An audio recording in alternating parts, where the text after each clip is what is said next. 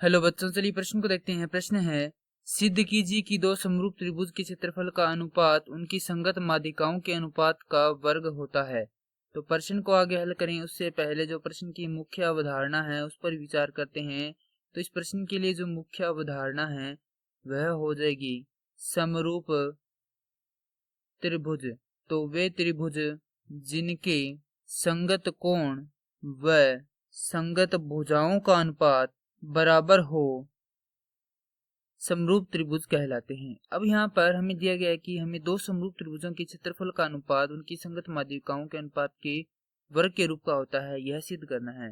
तो चूंकि हम जानते हैं कि त्रिभुज ए बी सी का क्षेत्रफल भाग में त्रिभुज पी क्यू आर का क्षेत्रफल बराबर होता है संगत भुजा मान लेते हैं ए बी का वर्ग भाग में इसकी संगत भुजा होगी पी क्यू का वर्ग, यदि त्रिभुज ए बी सी समरूप हो त्रिभुज पी क्यू आर के। अर्थात जब कोई दो समरूप त्रिभुज होते हैं तो उनके क्षेत्रफल का अनुपात उनकी संगत भुजाओं के अनुपात के वर्ग के रूप का होता है। तो इसे हम इस प्रकार भी लिख सकते हैं ए बी बटा पी क्यू के संपूर्ण का वर्ग। अब यहाँ पर मान लेते हैं कि कोई त्रिभुज है इस प्रकार से ए बी सी और एक और त्रिभुज है पी क्यू आर। तो नाम दे देते हैं यह है बिंदु A B C P Q R. यहाँ पर हम ए से बी सी भुजा पर माध्यिका ए डी बनाते हैं और पी से पी क्यू आर भुजा पर माध्यिका एस बनाते हैं। तो हमारे पास ए डी व पी एस क्या आ गई, माध्यिका आ गई। क्योंकि हमें दिया गया कि एबीसी क्या है, समरूप, अर्थात ये भुजा और ये भुजा अर्थात इनका अनुपात क्या है, बराबर है। हमारे पास ये कोण और ये कोण बराबर है। अब हम यहाँ पर लिखेंगे BC बटा QR बराबर है किसके, AB बटा PQ के, और ये बराबर है किसके, AC बटा PR के। अब यहाँ से हम देखें तो BC किसके बराबर है, BC बराबर है BD योग DC भाग में QR बराबर है QS योग SR के, और ये बराबर मान लेते हैं एक बार के लिए किसके, AB बटा PQ के लिए, क्योंकि हम यहाँ पर इन दोनों भुजाओं को एक बार छोड़ रहे हैं। अभी यदि ये बराबर है, और जैसा कि हम जानते हैं कि BD किसके बराबर होगा, DC के बराबर होगा। किस प्रकार से होगा, क्योंकि जो माध्यिका है वह क्या करती है, जो सम्मुख भुजा है उसको दो बराबर भागों में बांटती है, तो ये भुजाएं क्या होगी, आपस में बराबर होगी।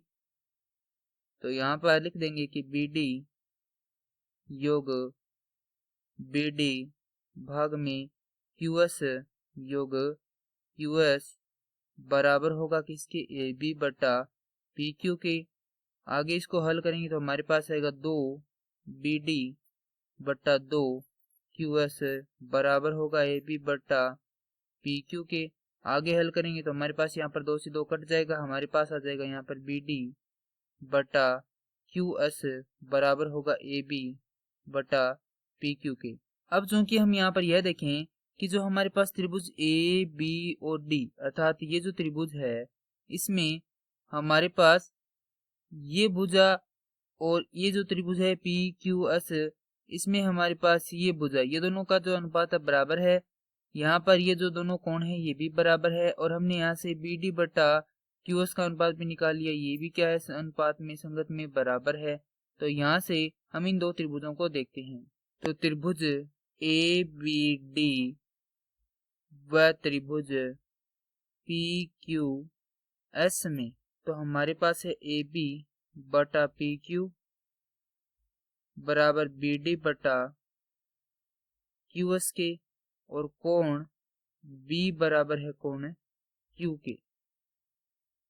तो यहाँ से हमारे पास आएगा भुजा कोण भुजा कसौटी से त्रिभुज ए बी डी समरूप त्रिभुज। अब जो संगत कोण बराबर है उन्हीं को हम यहाँ पर लिखेंगे, क्योंकि यहाँ पर B बराबर है किसके, Q के, A बराबर है P के, और D बराबर है किसके, S के। तो यहाँ से त्रिभुज ABD समरूप होगा त्रिभुज PQS के। यदि ये समरूप हैं तो हमारे पास आएगा AD बटा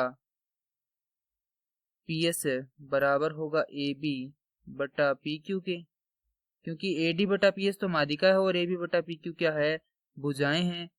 और इसे नाम देते हैं समीकरण 1, माफ कीजिए इसे नाम देंगे समीकरण 2। और यहाँ से देखें तो ये है हमारे पास समीकरण 1, जो कि हमने यहाँ पर लिखी है त्रिभुज का क्षेत्रफल के लिए। तो यहाँ पर लिखेंगे समीकरण 1 व 2 से, समीकरण 1 व 2 से हम लिख सकते हैं कि त्रिभुज ए बी सी का क्षेत्रफल भाग में त्रिभुज पी क्यू आर का क्षेत्रफल बराबर होगा ए डी बटा पी एस के वर्ग के। तो यहाँ पर किन्हीं भी दो समरूप त्रिभुजों का जो क्षेत्रफल है वह बराबर होता है उनकी संगत माध्यिकाओं के वर्ग के अनुपात के। और ये क्या करना था, हमें सिद्ध करना था। मैं आशा करता हूँ कि यह प्रश्न आपको समझ में आया होगा। धन्यवाद।